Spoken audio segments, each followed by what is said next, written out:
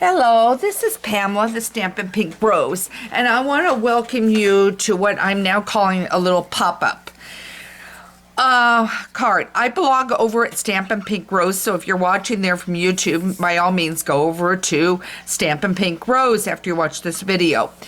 The idea of this video is the fact that I wanted to showcase the concept of designing your own cards, and where do I begin? And I have heard that question frequently, and we have a lot of new people coming into stamping because they have some time to stamp and they want to just do something totally different. And this is wonderful because it is one way you could do at home regardless of the weather. It's relaxing, you accomplish something, and you can share it with friends and family. So anyway, I wanted to show you what all you need supply-wise to get started. So this is just a basic. We're not going to be stamping or doing thing. I just wanted to show you. I have this card here. I happened with it to do it with a frame to cut out. However, you could use just a standard piece of paper and just cut it. So now let's look at the supplies. I know you would love to make some simple cards. All right, first one is you're definitely going to need a trimmer. So Stampin' Up! Has wonderful trimmers, and this one scores and cuts at the same time. So you're going to be able to score where you want and cut. And in another video, I'll explain the different cards and how you cut them. All right, so then you're going to want a cutter. Obviously, you're going to need a pair of scissors. You're going to need some glue and also some self-adhesive strip. Okay, so you'll need both of those. You're going to need a bone folder so that when you crease your card, you're able to crease it like this and get a real good crease. Okay, so that is one that you're going to want. Okay, then you'll need some blocks. Now, I recommend, and this one is messy, it needs to go through my dishwasher because it can go through. Also, the Magic Eraser cleans these real well, too. I would recommend a D block and one smaller. And the reason why I recommend smaller is because when you're doing the words, if you get it on a larger one, it will have a tendency to rock. Okay, so that's why I would recommend one smaller one. Okay, so you can start off with just 2 blocks. You don't need all of them. You can always add them later. You're going to need some ink. Now, what you pick on ink is going to be your choice strictly, because sometimes you're going to be doing flowers. And if you're doing flowers, you're going to want a brightly colored one of some choice of yours. If you're doing a masculine card, you may want browns. So you need to stop and think of what colors that you're going to be working with, but you can start with something basic and everything on that. Memento black ink is a must. You will always find your black ink as a great backup for whatever you're doing. So you're going to need that. I brought out a few stamps and I wanted to show you. Here's a good one that is in the catalog right now in our mini. I use all Stampin' Up! Products because the paper is wonderful. It cuts, the cardstock cuts without any fraying on the edges. And I'm going to tell you from experience, I have found at the stores, a lot of them fray.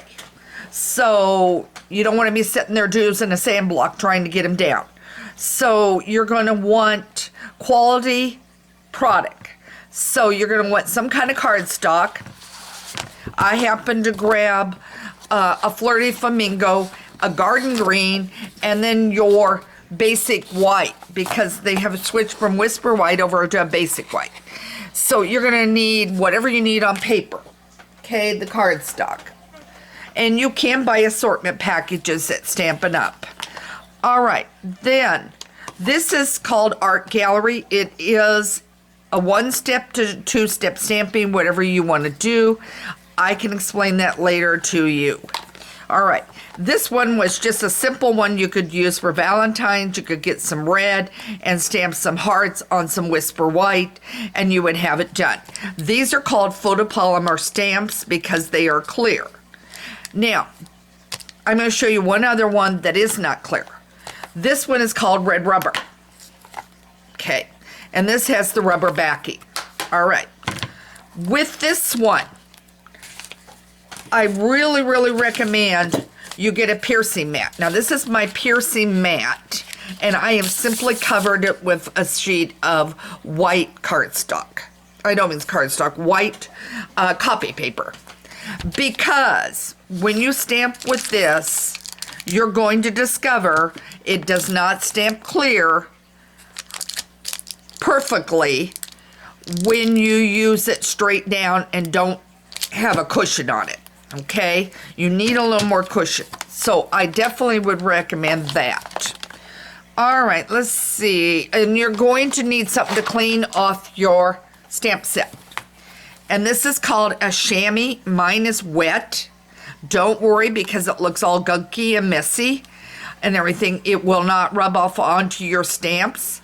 You can go and rinse this to your heart's content. If you can try to get down farther in color, fine, but I don't worry about it because it never comes off onto my stamps. You just keep it wet. I keep it in a plastic case on my table, and it's ready to go for that.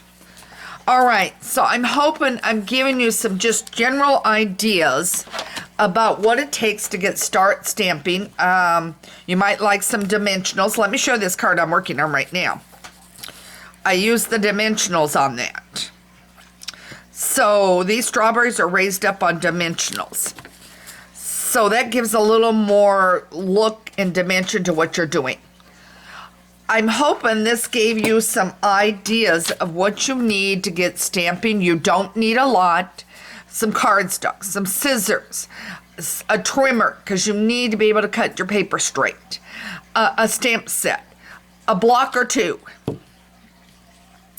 and your inks, and something to color your stamp set, and you're ready to roll. I have a link on my site, Stampin' Pink Rose, that you can find a place to order any supplies you want. There's also a contact there if you need to contact me because you've got some questions, don't need to know where to go. I'll be happy to discuss with you and make suggestions. Other than that, I'm hoping this helped you give an idea about coming in and think about creating some beautiful cards like these. Simple, easy, not hard to do. This one here, by the way, was simply a punch and some stamping and cutting with my trimmer and some dimensionals. So that one is a very easy beginner one. All right. Again, this is Pamela, the Stampin' Pink Rose. Thanks for joining me for this quick pop-up on how to start making your own greeting cards. Take care, have a great day, and happy stamping.